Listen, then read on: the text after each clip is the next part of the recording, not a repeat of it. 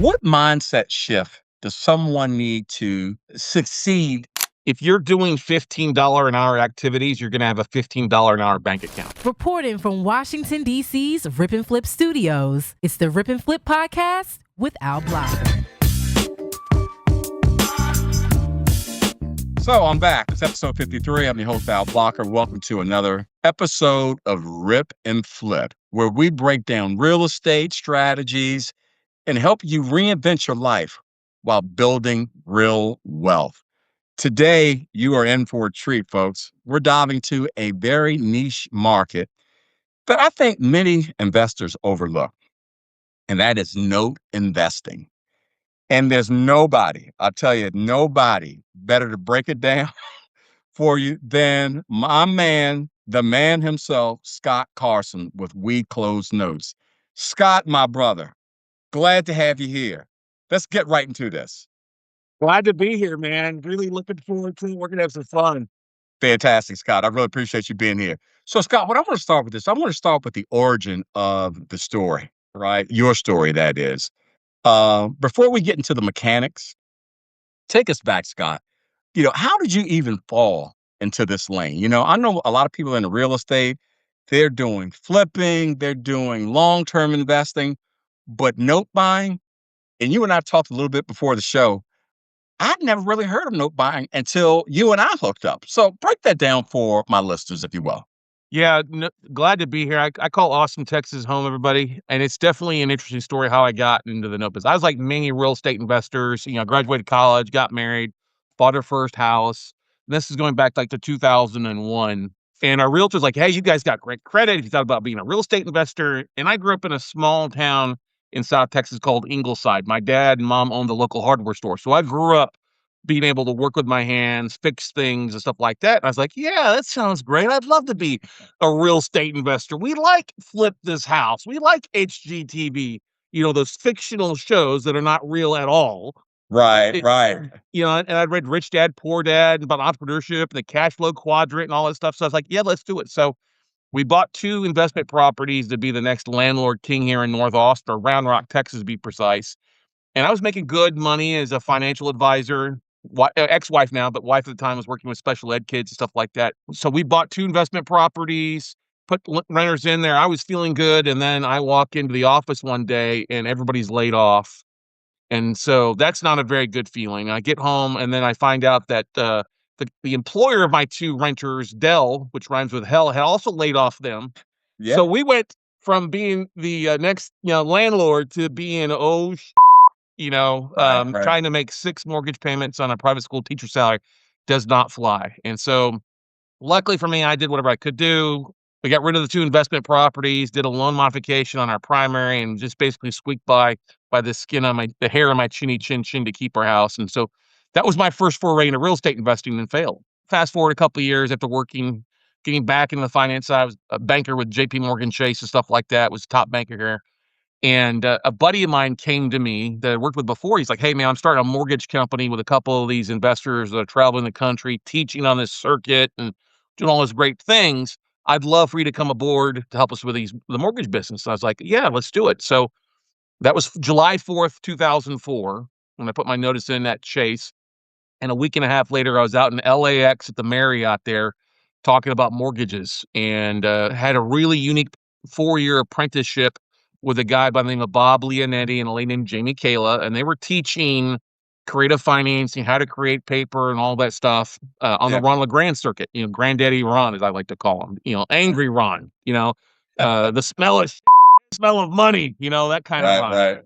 But that was really unique for 4 years. I literally we're doing a ton of mortgages to investors, but I really took the opportunity because I'd gotten my teeth kicked in, years earlier, to really absorb and just be coachable. So I was attending all these conferences and sitting in the back of the room and learning as much as I could, and started applying what I was being taught to doing some sub-2s and options and some wholesaling and some light fix and flips in the Austin area. And then we're still doing the mortgage business. And then when the mortgage business kind of hit the skids in 2008, when the music stopped basically like that overnight, I just went from being on the originating side of the business to actually starting to call banks and lenders that we had originated stuff to start buying notes from them, because that's what I'd been taught by my mentors, right? Mhm. And so I was making 50 to 100 phone calls a day to get into the right banks and the right departments, leveraging LinkedIn and other things. And now fast forward, it's hard to believe it's been, golly, 19 years since that happened. Wow, since I bought my first note. And, we bought over a couple $1 billion in distressed debt on residential commercial properties. I take the note business a little bit different than what most people are used to. Right. When most people think about the note business and think, "Oh, I've got a property and I'm gonna sell it with owner finance. I'm gonna create a note that way, or I'm gonna buy on terms. I'm gonna create a note with a seller that way where they don't deal with it." And that's great. Done that. We still help people structure deals like Yeah. that. But I'm even nichier in the nichier. I am like a small version of The Big Short. Which is the perfect segue, Scott. Now, thank you for that backgrounder there. So, I do want to know this. Why do you think notes became your calling instead of flips, rentals, or even wholesaling? Because Well, you and I were talking before the show, and in the realm that I'm in, obviously I'm a flipper, but what I'm seeing most people do as it relates to real estate is either one of the three: they flip, they do rentals, or they're in the wholesaling.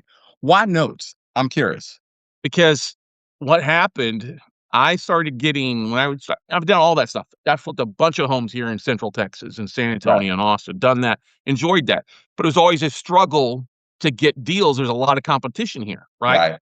That yes, And coming from the mortgage business, my mentor Bob and then Jamie and another private money fund, they were like, "Listen, everything's hitting the fan. You should really focus solely on the note business." Like, "Oh, I don't really know." Like, no, you need to focus on it right, because they'd all made their money during the '80s during the savings and loan crisis, right? right. And I got a hold of one lender at Wells Fargo Financial that's no longer around. Steve Smith was his name. I called him up. He immediately sent me a list of 80 notes that I could cherry pick from all across the country. And then I Wow. got a hold of another lender who sent me 200 notes that I could cherry pick from. And I suddenly was like, wait a second.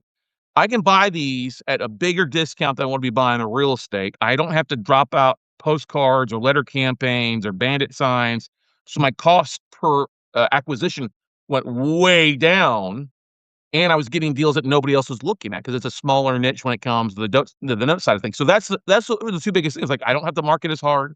It's a different type of niche marketing. But once I made a contact at a bank, guess what? They're sending me a list every month, every quarter Wow. at Wow. bigger discount. Like, I was buying stuff like 5 cents on the dollar back in the day. It's not like that now, but I was like, Yeah, right, "Whoa." right, So those were the two biggest things, the bigger lists on a regular right. basis, the bigger discounts, and that obviously led to big profits where I didn't have to deal with a fix and flip or the landlords. I was a lien lord, and nobody calls the lender when the AC breaks in the middle of the summer, and I found that valuable. Got it. Um, So let's do this. All right. Now that people know who's behind the mic, that being you, let's break down what you actually do, right? So note investing, right? Give me a beginner friendly breakdown. Like for someone hearing about this for the first time, what is note investing in plain English? Break it down. yep, yep. So if you got a mortgage, a car payment, student loan debt, credit card debt, you own your cousin Bubba $500 in the street. You're in the note business. You're just on the wrong side of the payment stream. You got I think money we going all are, out. right? Okay. What I mean by the note business is I'm actually literally buying mortgages, Right. first liens from lenders, not Bank of America, Chase City, or Wells Fargo, but there's a ton of other lenders out there that I'm actually buying that debt at a big discount because somebody hasn't paid on their mortgage in 6 to 12 months or longer, sometimes 6 to 8 years. Wow. And so the further Did I along hear somebody you? goes, Did I hear you right? They haven't paid in 6 to 8 years? yeah, in some cases we've seen. I got a tape in today, a list of notes. We call a tape is just a spreadsheet, but it Wow. had 77 notes on it, and 6 of the people hadn't paid in 6 years on it. You know, why? Interesting. Yeah, I mean, why the banks wouldn't foreclose on those ahead of time, I don't know. It's a smaller lender, or maybe well, you have to realize too, there's a lot of banks, they'll trade these big portfolios off and they'll split them Yeah. up, you know? Yeah. And so this might be the tail end of the tape or the bottom of the barrel, but it leaves a lot of opportunity for me because I can understand that asset, the value of that property, what's owed compared to the value, and I can buy it at a discount that if I want to offer the borrower an opportunity to stay, they got to start paying. Pay, stay. Right. Right. Right. And if they do that, it'll be such a great yield to me because we're buying it, say, 50 cents on the dollar. And if they just start paying on time, they've got a 7% mortgage. If they just start making a monthly payment on time, it's a 14% cash and cash return to me. If they bring some skin in the game, which I'm going to require, 4 or 5 a year payments. That's going to turn my yield into a 20% yield the first year. And then after 12 months of on-time payments, that mortgage is no longer considered non-performing. It's considered reperforming. Right. So since I bought it at 50, I could turn around and sell it back to Wall Street, to other IRA investors or stuff like that at 80, 90 cents on the dollar without ever having to Interesting. rehab the property. You know what I mean? Interesting. So So that's how we do it. yes, Scott, that's very interesting. Here's what I want to know. Why do you think this strategy around note buying stays under the radar compared to flips and rentals? What are your thoughts around that? So it's really easy is fix and flips and the landlord have greater marketing and fake TV shows. That's part of it. Okay. That's And I part fell of it. and I fell victim to that, obviously, because I'm a But you flipper. know what? We all do. We've all been there. We like to watch Chip and Joanna Gaines flip something ugly in Waco, Texas, or flip in Boston. I mean, I'm friends with all those big flippers. And that's the tangible side of real estate. They can go out, you can touch it, you can feel it. You can dry hump the house if you want to. You get excited about picking out paint and carpet and fixtures. And that's great. It's a romantasy of turning, a lump of coal into a diamond and making a big payday that way. There's nothing wrong with that. I just like when I found out I could make money, I could make more cash flow and often bigger without ever having to do a rehab to a property by just rehabbing the borrower. That's what fell in love with me. And I've had people approach me to do a show. I'm like, I'm not doing a show. I don't want my name out there because it would cause my cost of acquisition to go up. And then I'd have everybody out there who hadn't paid in their mortgage in the last 90 days calling me up. Hey, Scott, I heard you on Al's podcast. Can you buy my note and keep me in my house? I'm like, no, I can't. Yeah, yeah. So Scott, so let me transition really quick. So all right, so now that everybody understands the concept, right? How do they let's talk about how they get started, right? So give listeners like somewhat of a roadmap. If someone has never bought a note, right? And what's the very, very first step they should take in moving in that direction? Well, first and foremost, you need to do it in an LLC or an entity. Don't do it in your own name, or An you can buy LLC. an LLC is usually the better thing. You can also use a self-directed IRA as to buy a note. It's one of the number one vehicles in IRAs is actually notes, whether you're lending money or you bought a Right. note in your IRA. You're not going to walk into your local bank and say, "Hey, I want to buy notes." They're just going to laugh at you. So you have to realize that when you're going to buy note, you're going to talk with the internal department, and these internal departments at banks. And you can go to LinkedIn and type this into LinkedIn and see exactly what I'm talking about. They go by a special assets manager, secondary marketing manager, home loan trading, or chief credit risk officer if you're a smaller institution like a small bank. Okay. And those are the people that we reach out to on LinkedIn. I mean, you type those job titles, you see all these people pop up at all these lending institutions. Right. And that's one of the first things. Hey, reach out. Hey, I'm looking to buy notes. Now, don't say I'm looking to buy notes in REOs or foreclosures because they'll just send you to the foreclosure department. And that will end in a voicemail box that nobody monitors besides telling Right, you to right, go right, talk to right. the agent. But Yeah. so when you say you're buying notes, always say you're buying for your own portfolio. And then there's a ton, you don't need a ton of money to do this. Years ago, people were out there talking about, oh, you need $5 million to buy notes. Banks won't talk to you. That's a bunch of if they will talk to this Ingle Dink from Ingleside, Texas, and I bought billions of dollars in debt, you can do the same thing for yourself on a one-off note or a two notes or a small balance note. There's a lot of small balance notes out there available for you to cherry pick from that you can make a good double digit or higher return on a passive level or semi-passive basis. So let me interject right there. Realistically speaking, what kind of capital does a person really need as an entry point for buying notes? Well, I say zero because we show you how to do it. I mean, 95% of the notes we've bought, we've used other people's money by just targeting IRA investors at the county records and harvesting those folks who's there. But if you're looking at, I mean, everybody's capable of raising $1 million in 90 days by just targeting IRA investors. That's one thing that we've always done. If you don't have, I mean, if you got some money, you got 50 grand, guess what? You can go buy a note or two, depending on where it's at. Obviously, if you live in California, that might buy you the doghouse in LA, but that also might buy you a really nice 3-bedroom, 2-bath in, say, Miami, Ohio. So it all depends on what state you're buying in, what's going on in that market. I mean, I buy in about 20 to 30 different states. I'm in Texas, but I love Ohio. I love Michigan. I love Indiana. I love the Carolinas. I've bought hundreds of notes in God's waiting room, Florida, as we like to call that state. Okay. And every state too. One thing to keep in mind: every state has a different foreclosure time frame, so that will adjust what you pay for a note. Like in Texas, everything happens here fast in 30 days, fast foreclosures.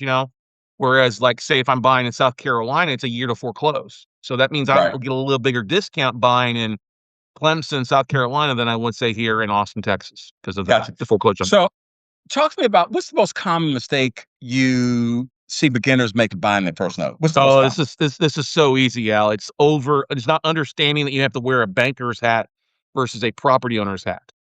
I was just talking literally 20 minutes before we jumped on. I had a realtor Yep. out in California wanting to buy a note in a property. And I'm like, okay, what's owed on it? And they told me, I said, well, is it performing or not? Oh, it's performing. I said, well, the bank's not going to take a discount on a performing note. There's no reason for them to. Well, I want to buy the note. I mean, well, do you want to buy the note? Or do you want to buy the property? Well, I want to own the property. So, well, the number one thing is when you buy the note, you do not own the property. You're not the property owner. You're the bank when you buy that note. And to take that property, if they're not paying, if the borrower's not paying it, you either A, have to go through foreclosure, cash for keys, do some sort of workout with the borrower, have them deed the property back to you, the lender, and then you own the property. Otherwise, the number two mistake we see people make is overvaluing. They look, oh, the property's worth this. My ARV will be this, and I'm going to take 70% of ARV. Well, Right. ARV, after repair value, does not exist in the note space. We deal off of as is property, and Gotcha. you're only entitled to the debt. So if there's a ton of equity above what's owed, you're the lender. You're basing your bid off what's owed on the debt. And of course, that is important to know the value of the property, where they owe more than the property's worth, or if there is equity. That'll adjust your pricing and what you bid on these. So it's a different bidding process. That's the number one. The number two mistake we see people make all the time. They overbid, and it's just stupid. Yeah, you just dropped the key word. That's a perfect transition. You mentioned performing notes. So let's talk about understanding like deal structures, right? So break down performing versus non-performing notes. How should a beginner choose their lane, Their performing flavor, versus non-performing? Yeah, their their flavor, flavor. their lane, whatever it It is. Right. exactly. So performing is just like that. Performance. The borrower's paying on time. They Right. continue paying on time, Non-performing is they're not paying on time. They haven't paid on time for at least 90 days or longer, so that mortgage is now considered in default. In most states, once you go 3 or 4 months behind, you're in default. And so that's what you have to look at. With the non-performing stuff, you can buy that stuff at bigger discounts, which leads to bigger yields if you get the borrower back on performing on time for cash flow wise. If they won't play ball with you, then you have the right to foreclose. I'll go through one of different 11 exit strategies to take the property back or sell it as an REO or take it back. Performing is more passive. Like we got a list of notes in that were some smaller balance contract for deeds that we could buy performing at a 16 yield right off the bat. I could buy that and I'm going to get a 16% cash and cash return for it because it's going to be with a third party servicing company that's going to be doing the collections. Kind of like the property management side, you need to have a servicing company with notes, and they're gonna, charge me $15 to $20 a month each month for every note I host. If it's a non-performing note, they're gonna charge me $90 a month to service that as well. And that's one of the greatest things I love about the note business, Al, is that you're not the guy or the gal that has to go do it all yourself. Yeah. Yeah. When we buy a note, we board it with a servicing company. They're doing the workouts. If it's going to go to foreclosure, I'm not going and knocking on the doors trying to collect. We hire our attorneys, and attorney handles all that stuff. So, A little bit Scott, I think different. that the delta in between the two, performing and non-performing, I would probably venture to say that I would be, if I were going to buy my first note, to buy a non-performing note because you probably get that at a deep discount as opposed to a performing note. Is that correct? Well, that's you because you are ingrained with the rip and flip side of business, right? Okay, and there's Yeah. nothing wrong with that. One of the biggest mistakes I made my first 2 years, Al, was I bought non-performing and I didn't modify. I didn't work out anything. I just went everything to foreclosure. I'm like, that deadbeat borrower, even though I was a deadbeat borrower a few years earlier, I had no empathy, and I would have made a whole lot more money. Looking back now, it's like, oh, I should have worked it out with about half of those homeowners. I could have kept them in the property. I could have made $400, $500 a month in cash flow, which would have been better than a rental without any rehab costs or legal costs, and gone from that route. So that's the thing. Everybody's a little bit different. If you've got money sitting in a higher rate, it's making you zero. Let's get it working for you. You can make 8 to 12% or greater performing stuff. If you like the non-performing side of buying at a bigger discount and you don't mind going through the workout side, hey, Exactly. non-performing is the good way to do it. Non-performing, that's high risk. I would imagine that's high risk because if you're confronted with foreclosure, you got to follow that process, which is not an overnight process. That can be stretched out for years, probably. Well, it all depends on the state. Let me make a big asterisk here. Do not buy notes in New York where it takes you 3 years to foreclose. Not buy notes in New Jersey, which takes you 2 years to foreclose if it's occupied. There is a 6-month expedited foreclosure if it's vacant. And a lot of people come to me and say, oh, I just want to buy notes in non-judicial fast foreclosure states.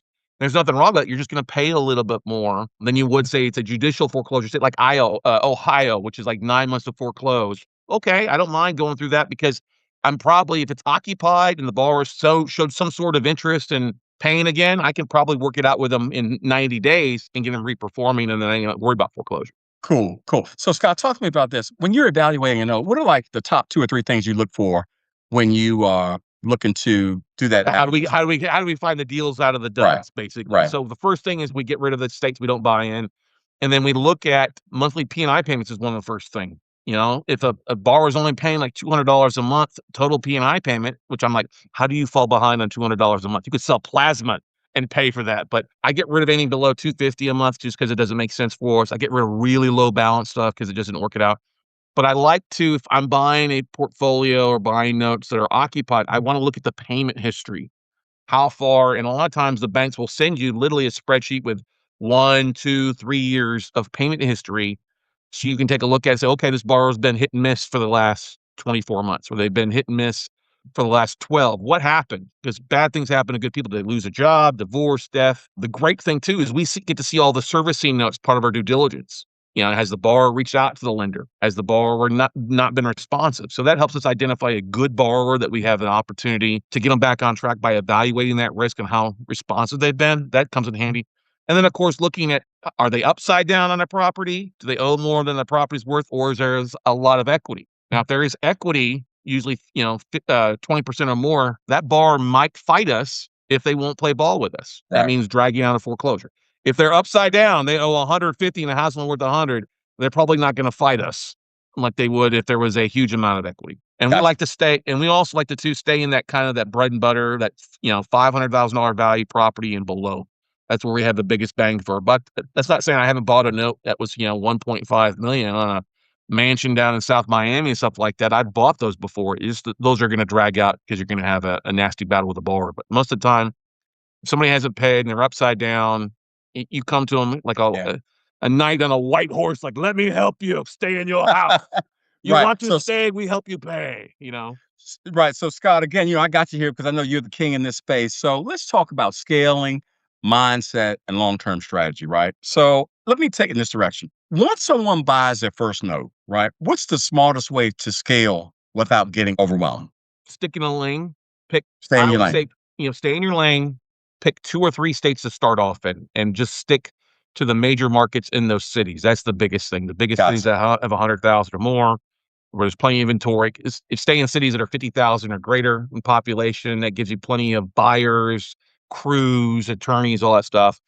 And then just the biggest thing that most real estate investors really screw up on, Al, and I bet you agree with me, is marketing. Yeah. You know, Yeah. most people will Yeah. look at their checking account or their IRA account and say, oh, I got 100 grand in there. I'll do 100 grand of deals and I'll stop until I get rid of these deals. That's the worst thing you can do. We're always constantly raising capital, and a good deal will find money, but you gotta market. It's a different way of marketing than it is with a postcard. It's the same thing. 80% of sales comes after the fifth contact. So the biggest thing that we really do reiterate is that constant drip marketing campaign to asset managers and then also out to IRA investors. So you've got money and deal constantly coming, and that's the best way that you can scale. If you're just trying to focus on buying and not Yep. raising capital, then you're going to get behind the 8 ball and miss out on great deals. Perfect. So, here's the question, Scott, that I'm sure all my listeners and viewers want to know. Right. So, let me get a drum roll here. And that is this: how do you build relationships with banks, hedge funds, and sellers who, when you're brand new to this business? I mean, how do you do that? Because people ask me all the time for flips, like, how do you find the properties? We've got the capital, we think, but we can't find the inventory. So my question to you is, how do people leverage and make, entry inroads to these people at banks and hedge funds and wherever you need to go to acquire a note? Talk to me. It's the same thing as you would anything else. It's all bought in the follow-up.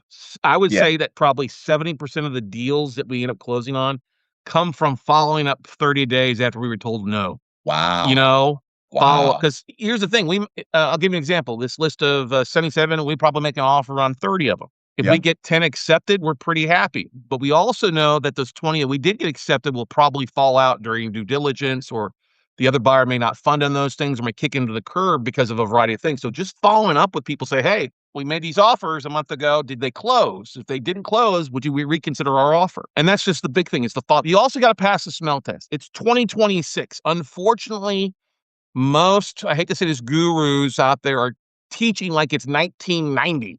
All right. They're not marketing, not embracing marketing. And that's why I love what you're doing about your podcast here. The Rip and Flip podcast. If you are not listening to this every time Al releases up 50 plus episodes, you're in rare air, but you're in the 1% of podcasts out there. Thank you, brother. Because it's social media marketing. And in today's world of AI, artificial intelligence, they look at a couple things. They like podcasts, they like blogs, but they also look at LinkedIn and make sure you pass the smell test on there. And that's where asset managers going to go at. Does this guy look like he knows what the hell he's doing? Is this lady actually talking about real estate? Does she have like 500 connections or more? Does she got 5? And you don't have to be a full-time note investor to get asset managers to send to you. Just tell them, hey, I buy from my own portfolio, but they're going to look. Do you pass the smell test and go from there? I agree. So, Scott, one of the things I talk about quite a bit on my podcast, and even to people that approach me about getting into the business of flipping homes, is mindset. So I'm big on mindset around opportunity, ownership, and earning potential, right? So talk to me about what mindset shift does someone need to succeed in this niche market of no buy? Talk to me. So I was just having this conversation yesterday. If you're doing $15 an hour activities, you're going to have a $15 an hour bank account. So the first thing you have to do is realize what your hour is worth to you. If you're coming from a full-time job, you got a salary and stuff like that. But you also have to have goals. If you don't have a goal, you're just going to sit there and flounder around like an idiot, not being focused. One of the biggest mistakes we see a lot of investors make is they go to different real estate clubs and conferences, and they try something for a week or two, and then they go try something else, and they go try something else. They never give an opportunity for marketing and the seeds you're planting to really sprout. So you have to really commit. I don't say commit to 5. Pick 1 or 2 strategies and focus on it for 6+ months and give everything to that. If you're out there trying a multitude of different things, you're never going to find success because you're not giving any momentum. The whole 10,000 hour rule of becoming an expert is so realistically, and it doesn't take 21 days to create a habit. They create 66 days to create a habit. You know what I mean? Scott, brother, this is such powerful information, and we are coming up on the top of the hour. So let me ask you this, Scott. What's a strategy that you use today that you wish you had known about or used when you got into the business? Is there anything that comes top of mind? There's so or is the list that long? Is the list that long? Because I've technically been a real estate investor for 24 years, so there's a whole lot of new things that have come in. I think the biggest thing is just the follow-up side. So many of us take a no and then never follow up. I think the American Marketing Association says that less than 50% of people will follow up with a prospect more than once, only 50%. And then it gets down to like only 1 in 4 will do it more than once. So that's the thing you have to really realize is that, you got to follow up. But here's another thing, mindset-wise, not everybody is your client and not everybody's going to like or love you. This was a absolute mindset thing. I had a mentor of mine that says, Scott, you're worried about everybody loving you, and not everybody's going to love you. You have to put people into 3 buckets. All right. The first bucket is your friends, family. Those are your biggest cheerleaders. You've got those folks closed. The middle bucket is people that don't like you because of the color of your skin, your sex, how you talk, whatever. They just hate you because they have a dark hole for a soul. All right. Right. The third bucket is those out there that don't know you. They're on the fence, the people you've never met. So what you have to focus on is the people that you love and then the unknowns. Forget the people in the middle, all right? And that's the hardest thing for a lot of new investors. They send out an email blast, they post something on Facebook, and then people come, you don't know anything about flipping. You don't know about notes. You're an idiot. Oh, whoopee, look at you trying to prepare yourself. And that's really hard as a new investor when we're around friends that don't have the same mindset and the main goals that we want to accomplish. So you got to focus on, like I said, those 2 buckets. And then over time, what you'll find is that middle bucket will either go on and they'll be trolls to somebody else, or they'll come back and start following you and then come back. I remember you 6 years ago when you didn't know. And I'm like, yeah, I got the receipts, buddy. I got the receipts. But that's hard. That's hard for a lot of new investors to get into. We don't have thick skins because we've never had to market. And so getting no doesn't mean no. It means not now in a lot of cases. And just go from there. Good stuff, brother. Hey, so listen, we're coming at the top of the hour here, and I like to have a little light fun with my guests. So some rapid fire questions for you. So let's start with this. Performing or non-performing? Which should a beginner start with and why? Performing or non-performing? If you work a full-time gig more than 40 hours, I start with performing. get your systems down, and then move into the non-performing side of the business. Perfect. One habit that separates successful note investors from the rest. You just got to understand the systems and the follow-up. Follow up, follow up, follow up, follow. I've got some people on my email list that have been getting emailed me for 14 years. They finally send me something. Okay. That's perfect. So, Scott, let me ask you this, buddy, and we're going to close this one up. For anyone listening, my listeners and my viewers who wants to buy their first note, right? What's the next step they should take after this episode? Well, there's 2 steps. First thing, they need to go over and make sure you hit the subscribe button and leave you a 5-star review, because if they don't do that, they can't, they're not coachable, okay? You're my hype guy. You are hired as my hype guy. Love it. Second thing they need to do is go over and they can actually take a free 2.5-hour, 3-hour video, kind of as intro to note investing course we offer called noteweekend.com. It's kind of the Cliff Notes version of how to get started, how to find these, how to fund these, and then how to get them to flow and flip them. And that's a really good starting point. If you like that, great. Go next there. There's some information there to start buying stuff. Otherwise, go do something else. So, Scott, my man, where can people connect with you, learn from you, or a deeper dive into note investing? Really easy. Our main websites, We Close Notes. All right. WeCloseNotes.com. Not We Talk Notes, not We Think Notes. WeCloseNotes.com. That's our main website. If you love podcasts, you'll find we've got the #1 podcast called The Note Closers Show, the #1 YouTube channel as well out there. So we've got a ton of information. We just recorded our 1100th podcast episode this morning, and I'm looking forward to having Al on here in a couple of days as well for you. So those are the best places. It's a day. Hey, Scott, this was so powerful. You just opened a whole new lane for a lot of people, and I'll tell you, and that is serious. Appreciate you dropping game today, and we got to have you back on, brother. Thanks Sounds so good, much Al. for joining us. Okay, Thank you. we'll talk to you, brother. Thank you, man.